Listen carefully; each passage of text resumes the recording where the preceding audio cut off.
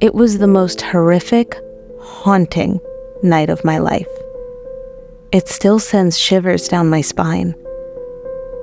I'm 28 years old, and my boyfriend Todd lives in a different state. We take turns visiting each other for the most part, but I usually end up visiting him more often because he has his own place while I still live with my sister as a roommate. I was going up there for a week because it was winter break and I had time off being a teacher. So I packed a lot to take up there in my crappy '09 Hyundai Sonata that I bought from my sister. Up where Todd lives, there was snow on the ground, and the further north I got, the more careful I had to be driving, as that car was not built for driving in the snow. It was on the later side, and unfortunately, it was starting to snow really hard. There were blizzard warnings earlier, but both Todd and I agreed it would be better to try and beat the blizzard tonight rather than come tomorrow when the roads would be full of snow. I started to accept the fact that I needed to stay somewhere for the night as I was still too far away and the roads were getting bad. After stopping for a quick sandwich and some coffee at a small diner, the waitress who I was conversing with told me there was no way I should be on the roads right now. She recommended a few hotels and motels in the area. Then, after she walked away and I was left alone to finish up eating, a guy sitting at the bar spun in his chair and said to me, "There's a motel right up the road from here." I put the motel's name into my phone. It said it was literally 5 minutes away. He said it was nice and cheap too, so I could just get a quick night's rest and get back on the road tomorrow. He really seemed to have overheard my whole conversation with the waitress. He was also just sitting there at the bar with a beer. I'd never seen a person go to a diner just to drink. I didn't even know diners really served alcohol. But people up by Todd are a little weird to me, at least because I grew up in the city. The man introduced himself as Toby, and I gave him a fake name, saying I was Michelle. The rest of my time there, Toby was half facing me in a spinning bar stool, and I wasn't really looking to keep talking to him. So I looked away out the window to the snow until the waitress gave me my check. Then I said goodbye to them both as I left. In that half hour I spent in the diner, the snow accumulated at least an inch. I needed to get to that motel ASAP. I drove slowly and was at the motel in a few minutes, maybe 10? There were a couple of cars in the lot. It looked like a cheap motel, which was all I needed. I didn't want to waste money anyway. I went to the front desk and asked for a room for a night. I think I paid around $50, and the man at the desk handed me a key to one of the downstairs rooms. I walked back outside to my car to get my stuff and bring it inside. It was a tiny little room with tacky wallpaper, a queen-sized bed, and a red carpet. It was fine for the night. I tried to FaceTime Todd, but there was no reception at all here. The motel had Wi-Fi, but the password was probably at the front desk. So I put my shoes back on and hurried outside through the cold snow to the front desk. On my way there, I noticed there was a new car in the parking lot. I saw someone sitting inside of it, but I didn't take the time to look at who it could have been because, realistically, who does that? The man at the front desk emotionlessly pointed to the free Wi-Fi sign with the password, and I typed it in. It took a minute, but I was connected. I went back to my room in a hurry, locked the door, and FaceTimed Todd. Even with Wi-Fi, the connection was so bad. I could see his face, but it would freeze frame for like 5 seconds and his voice would cut as well. I was able to at least communicate with him that I was safe in the motel. We decided to just text instead because the FaceTime wasn't really working. We were texting back and forth for a few minutes. Then I heard something come from the bathroom. I leaned forward and saw that the bathroom door was shut. Was it shut before? I didn't remember. I texted Todd that I heard something in the bathroom, and I started freaking out because I realized I ran to the front desk without locking the motel room door. He asked if the door locks by itself. I said I didn't think so, but now I also didn't remember if I left the door cracked open or not. He told me to get up and check the door to see if it locks by itself when it closes and to bring the key with me. I got up, put my shoes on, and saw that the door had a traditional twisting lock that moved with the knob from the inside or the key on the outside. I opened the door looking to confirm this, but I noticed instantly the extra set of footprints leading to my door. Footprints led from that car that I saw someone sitting in to my door, and nobody was in that car anymore. I felt like screaming, but instead, I closed the door to my room and ran to the front desk. I cried to the man that there was an intruder in my room. The front desk worker was not some huge jacked dude, so I don't think he was wanting to go confront someone. He told me to wait in here and he called someone. I thought he was calling the police, but instead he started speaking in some other language. I think he was calling a friend or associate. He hung up and told me to just sit tight in here with him. I was standing in a position where I could see out the glass down to my room, and I let out a shriek when I saw the door to my room open and that man Toby from the diner walking to his car. We locked eyes for a second before he got in his car and backed out onto the unplowed roads, disappearing slowly down the road. The front desk worker's associate or friend or whoever it was arrived a while later. He was this big guy who didn't speak English.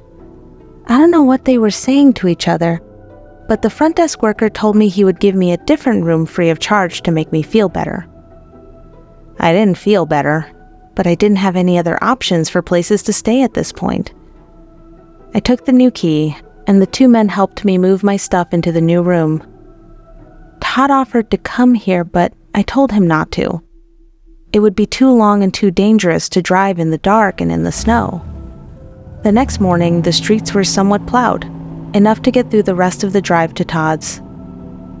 Looking back, I don't like how that motel worker probably didn't call the cops because he didn't want his motel to get any negative attention.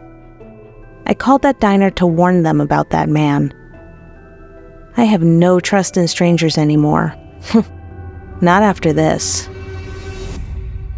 If you hit that like button, there's a good chance someone else's spine will get tingled by these stories. I was driving in Clearfield County, Pennsylvania one night to avoid traffic. It was probably a little past midnight at this point, and the road was basically deserted, just the way I like it. I was listening to my usual podcast on the radio when a ding came from my car, alerting me that I was low on fuel. I put a pit stop into my Maps app for the nearest gas station, which was a little ways up the secluded road.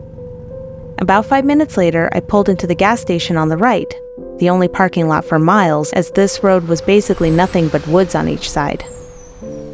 The gas station was some generic, no-name gas station. I pulled next to the pump and noticed a man filling up the tank of his old beater pickup truck. He was looking at me as I walked past him and into the shop. Inside the shop, I bought a coffee and paid cash for my gas. When I came back outside, I noticed the man at the pump getting into his pickup truck and then driving away. After a couple of minutes of filling up the tank, I got back in my car and continued my drive. But not even a minute after leaving the station, I noticed on the side of the road, on the grass, was that same pickup truck from the gas station. It was just sitting next to the woods, turned off. Interesting. I kept driving, looking in my rearview mirror to see if it would turn on. Nope. I turned my podcast back on and continued my drive. A few minutes passed though, and I heard another ding come from my car. My dashboard screen showed that one of my tires was very low. I slowed down and started hearing a wobbling sound. I opened my window and knew right away I had a flat tire.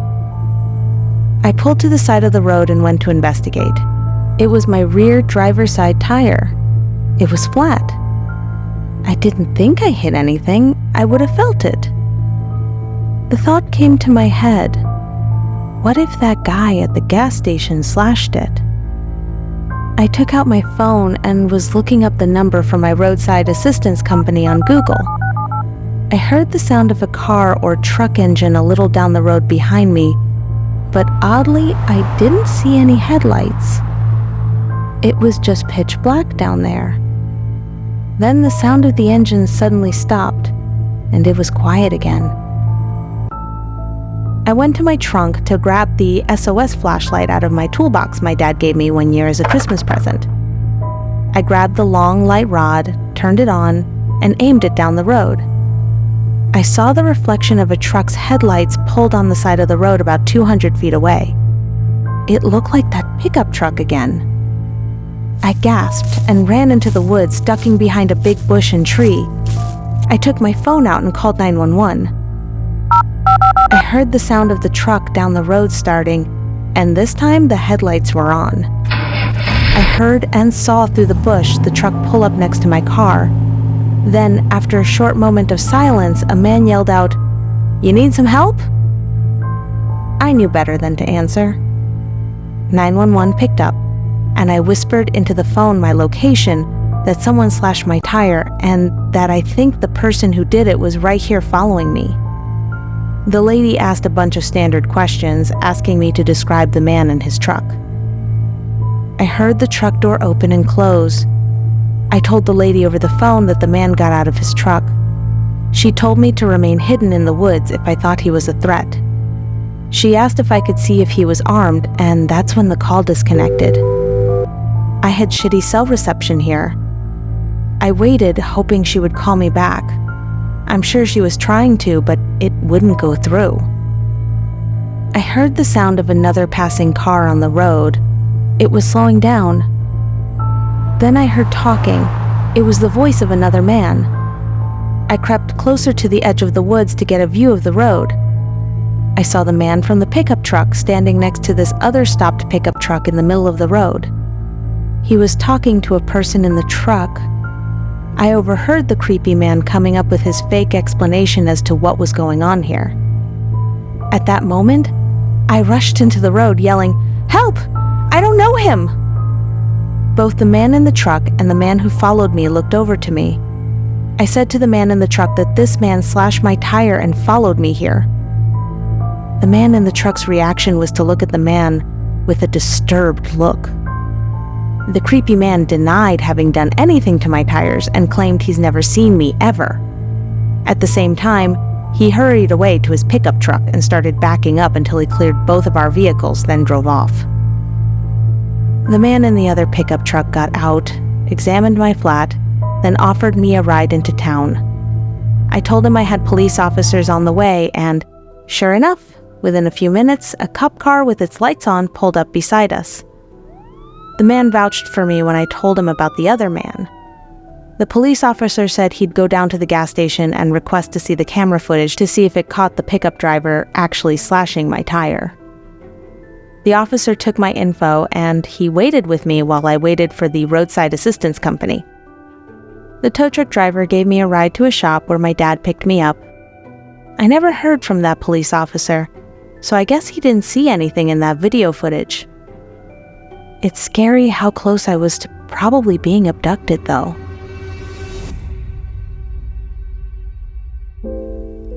I once had 2 job interviews in North Carolina.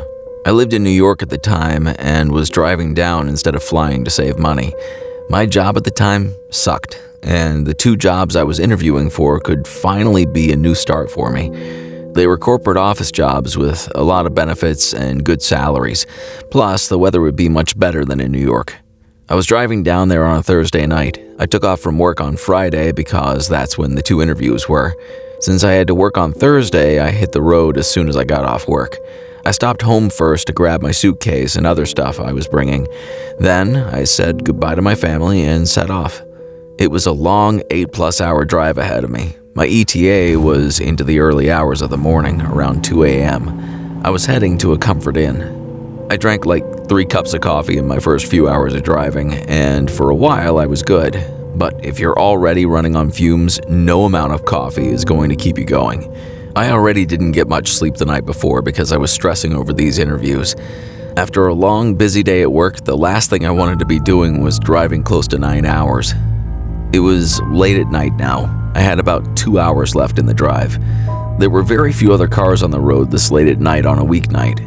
I was starting to feel really sleepy, but I knew most of the drive was behind me. Suddenly, on the side of the highway, I saw a man in a suit standing there. He was not walking or moving, just facing my car. As I looked at him as I passed, I saw his face turning to follow my car. I said out loud, "What the?" It was truly bizarre. I almost contemplated turning around and asking if he needed a ride.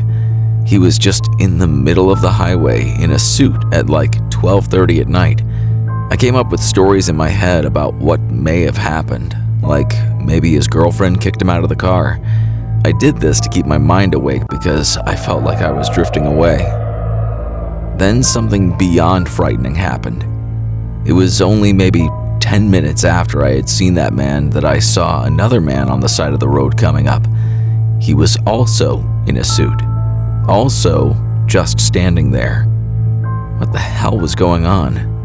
I slowed down to pull to the side of the road and possibly ask if everything was okay and maybe offer a ride. I don't know what I was thinking, but either way, when I was on the shoulder almost to a stop, I looked in the rearview mirror and then turned around completely, and that man was gone. It was as if he had just disappeared. I stepped on the gas and got back on the road. I was losing it. I needed to stop for another coffee. I had about an hour and a half to go at this point. I stopped at the first pit stop I could find and bought a medium coffee. I drank a few sips, but as I was sitting in the rest area gas station parking lot, I spotted a man in a suit, again, standing under a light post. It was the same man. This time, I got a clearer view of his face. He looked like a middle-aged white man with short dark brown hair, clean-shaven, and a neutral expression. But it was the way he was once again facing my car that freaked me out. I turned the car on and got out of there without looking back. I wanted to complete this drive, but the coffee wasn't doing it. I felt like I was going to pass out behind the wheel. I wasn't going to make it, so I pulled off the highway and parked in a random parking lot. I angled the seat all the way down and attempted to go to sleep. As tired as I was, I couldn't help but be scared in this empty parking lot. Scared that if I opened my eyes, I would see that man in the suit again. I was drifting into sleep when something made me wake up again and open my eyes. Probably my mind playing tricks on me again. I looked around the outside of my car, scared I was going to see him. I looked out each window and then the front windshield, and it was clear. Then I looked in the rearview mirror, and I felt my soul leave my body for a second. There I saw, for a second, a person in the back seat. It was the man in the suit again. But I didn't look long enough because I opened the door, screamed, and fell backward out of the car. As I crawled back, I kept screaming until I finally got up, looked inside the car, and saw nobody. The back seat was empty. As I came to my senses, I realized my mind had been playing tricks on me all night. There was no man in a suit. I was just completely exhausted and needed to sleep. I got back in my car, my heart racing. Honestly, now though, I was too awake to go to sleep. I turned the car back on, finished my coffee, and banged out the rest of the drive. By the time I checked into the hotel and got to the room, I fell into the bed and passed out right away. The next day, my first interview was at 11 a.m., so I didn't get much sleep, but I definitely felt somewhat recharged. However, the second my interviewer walked out to greet me, I froze up. My interviewer looked identical to the image of that man in the suit I kept hallucinating the night before. I know the interviewer noticed me freeze up. I could see it in his face. I tried to recover from this, but it set the tone for the rest of the interview, and I was completely nervous and out of it. I felt like I was in a dream. I left that interview with only an hour to get ready for my next one. My next interviewer was a woman. I did much better with this one because I actually got the job. I still work here and live in North Carolina now. My old therapist told me that she thinks the stress of mentally preparing for the interviews, mixed with the lack of sleep, caused me to hallucinate. The main cause of my fear and stress was so intense that I hallucinated a man in a suit because that's who I pictured would be interviewing me. It doesn't sound too far-fetched, but it doesn't change how downright horrific the whole ordeal was. Thanks for listening. If you want to help build the True Chiller community, like, subscribe, and share.